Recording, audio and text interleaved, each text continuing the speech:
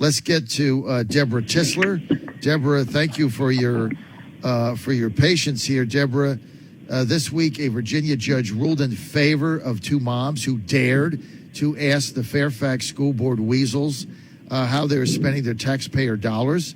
The school district had sued moms and attempted to silence them when they published public information about the school district's spending online, which should be a matter of public record because it's your tax dollars. You guys were represented by the Goldwater Institute. I've had you on before. You guys fought back and yesterday won a resounding victory. Parents are under attack for standing up to public schools. We just heard what happened in Gwinnett County. Debra, tell us how important this victory is and how we take this, because I know you're one of the Virginia moms. How do we take this forward? We keep fighting. That's exactly what we do. We keep standing up and we speak up to this out-of-control bureaucratic machine that is now turning into tyranny at large. They need to know that parents will not allow them to push them down and silence them. Okay, well, you guys were sued because you got the public spending information of the school system that you support with your tax dollars, and you put it online. On what grounds did they sue you? They asserted that it was private information, that we should not have the information. They tried to portray this information that they provided as, student information. They lied to the judge. The judge held them accountable and let them know that their suit to us was almost frivolous. And he said that their actions were about as much as a prior restraint as there ever could be. They should be embarrassed for their actions, but unfortunately they're not. They still remain their same arrogant, elitist selves. They've never issued an apology. I doubt that will ever happen, but they should be, answering to the public as to why they're spending the way that they are. They have a $3.6 billion budget, billion with a B, and their own OAG has stated in an audit that they do not quantify or track the discrete costs and resources required to track or respond to any implementation of their actions. And the OAG was unable to determine the costs and resources to perform those actions. So you have a school system with an unlimited amount of resources running wild, and they have the audacity to be angry and to sue parents that simply want to know what their own OAG can't figure out. OAG is the acronym for what? Their own, their own inspector general, right, in their school division. So she is their auditor general. $3.1 billion goes to the Fairfax, Virginia school system, all of which is taxpayer funded by property taxes, right? That's how they get their money. And by the way, if you don't pay your property taxes, they come with a padlock, lock your doors, throw you out of your home, dump your furniture on the street, and put it up for auction, right? So it's like you have no choice but to pay your property taxes or you lose your home to foreclosure. So they take it at the point of a gun. They take your money or foreclosure. And now what they're saying is you have no right to ask where or how the money is being spent. And if you do, you get a lawsuit. That's basically what they said. Exactly. And they should be ashamed as to what is in those documents. Like I said, they admit to trying to figure out the misuse of bond proceeds. They discuss conflict of interest. They discuss how, they're going to amend the procurement policies to include the highest paid firm being able to rewrite the procurement policy to their benefit, where they remove competitive sealed bidding. And the public isn't made aware as to, how much they're going to pay these firms for services that should be provided by their own division council. I mean, Fairfax County Public Schools, we're a huge school system. They already have an entire department of division council. And all it looks like is they are acting as in a clerical form of just passing word back between the high-priced attorneys back to their leadership team, which are negotiating contracts with these firms to include not only $200,000 plus, salaries, but also to have cars as well as part of their contracts. So here, our kids aren't receiving the services. Wait. Who's getting cars? That's part of their contract, optional car allowances, as well as $200K salaries for what they call here in Fairfax County a leadership team. Our teachers are working 2 jobs. Our kids didn't get services, and their quote-unquote leadership team are negotiating contracts which include optional car allowances with a $200K salary. What is a leadership team? Our leadership team consists of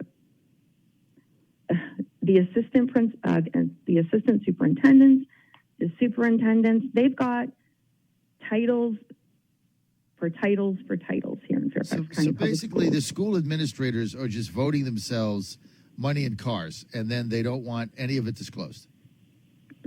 That's exactly it. And then they have their own lawyers negotiating. That's how much money their contracts are worth. But they have their own counsel negotiating with the outsourced counsel of Fairfax County Public Schools, with the division counsel, with the chair and vice chair of the school board for these high-priced contracts. Now, look, our school system, with all of the money that they have available to them, are not making any progress with students as far as their literacy scores.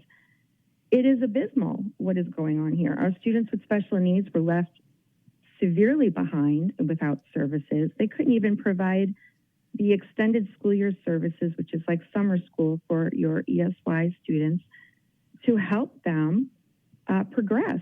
They didn't even do that. They didn't make any effort to even seek outside sources or private entities to help provide those services, yet they go to these extended lengths to contract out to high-priced attorneys. So what are their priorities here?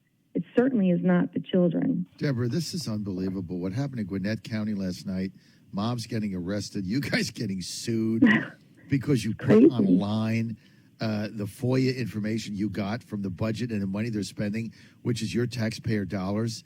I mean, they just treat parents like garbage. I mean, McAuliffe said it's why he got beat. You know, parents have no right to be involved in what their schools are doing. And this is a war on parents. It's because they want to indoctrinate your children so that basically the whole progressive left-wing communist Marxist wing of the Democratic Party can take over the government. I mean, there's no other explanation for this. You know, Fairfax is deep blue, all libtards, right? All government workers, but they're still parents. I mean, are parents okay? Like, are liberal parents in Fairfax okay with not seeing what money is being spent on from their tax dollars? Like, are they okay with it? You know, we had, and we have a huge movement here of parents, and parents, you know, across the spectrum here, joining together because it came into, you know, this corruption came into their living rooms. It came into their homes, and it really impacted them and their children, and they saw what was going on. You know, the media couldn't cover it up any longer. It was no longer a conspiracy theory. You know, parents like myself and Callie Oettinger, we were onto it before the coronavirus occurred and the shutdowns. And so now they're saying, wow, this is crazy. This is really what's going on, and it is going on. And they formed, you know, organizations and movements to get our schools reopened. They're all speaking up at the school boards. We had, you know, Dems for Glenn Youngkin. That's our new governor-elect. So, you know, this movement is moving forward, but there are some people that still live what I call in an alternate universe that even with the information in front of them, still can't believe it. There's these conspiracies now that parents like Callie and myself are, you know, conspirators of, you know, the dark media, and, you know, we're political operatives and all of these other pieces of nonsense because they just don't want to accept the reality. It's almost, and they allow their children to be victimized, and it's as if it's a Stockholm syndrome. They are allowing the abusers to abuse them, and they're protecting them, and we cannot understand how. Debra, how do you change it? Just keep speaking up. That's all that we can do. Just keep showing up, move that forward. Don't stop. when the crumbs are thrown at you, don't take them. Right. Say, I'm not going to accept that. Right. Fight. Exactly. You know what? Join your local. Where are you? Fairfax? Are you part of the? Join the Fairfax GOP. You have to do that. You have to be a precinct captain. You have to be a poll watcher. You got to be an election worker. And are you going to run for the school board? That's something to think about. Definitely. Don't think. Do it. Sometimes you don't have to think about things. You just do it. You can overthink things. I have this thing in the company where you can overthink anything to death and do nothing, and then there's inaction. There's 5. You can always, the longer you think about something, you can figure out 15 reasons not to do it, right? That's called corporate inertia, right? Right? There's always the naysayers. Anything you try to do in a corporation, you got 6 bureaucrats telling you why it isn't going to work, right? So you get nothing done. Just do it. Don't overthink it. Do it, right? Well, what's the worst that can happen? You just got sued. It can't get worse than that. You might as well be a candidate and go win the seat and try to do some good. And, maybe you'll set an example, because, see, they don't want you to run. They want to intimidate you. That's why they're arresting moms in Gwinnett County and putting handcuffs on them, right? This is outrageous. They want to intimidate you so you don't go. This whole Merrick Garland thing with FBI and domestic terrorists, there's 3 segments of people. One is they intimidate you and you say, I just don't want to get involved. I just don't want to get involved. I got, 2 jobs. I got, 3 kids. I got baseball practice. I got this. It's too much, right? That's one segment that they intimidate out. That's their goal. You just stay home and go back to your business and let them run the show so they can indoctrinate your kids. The second group is, maybe I should pay attention to this. That's kind of the middle. Then the third group is you take action, right? We need the third group to inspire the second group to inspire the third group, right? So everybody's involved in this. This is outrageous.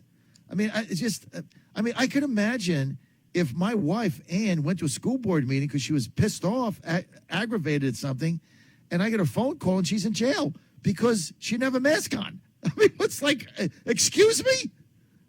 And I got to go bail her out.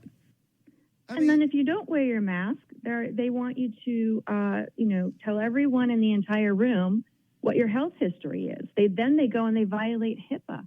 It's as if we have no protection, as if they're above the law. They are above the law. Because we've allowed this to happen. We've allowed it to happen, Deborah. We've allowed this. We let them get elected. We didn't pay attention. We went about our business, right? Half these elections with school boards are nonpartisan. They happen in May. Nobody pays attention. I mean, have I voted in every school board election Chesapeake in May? No. Some, yes.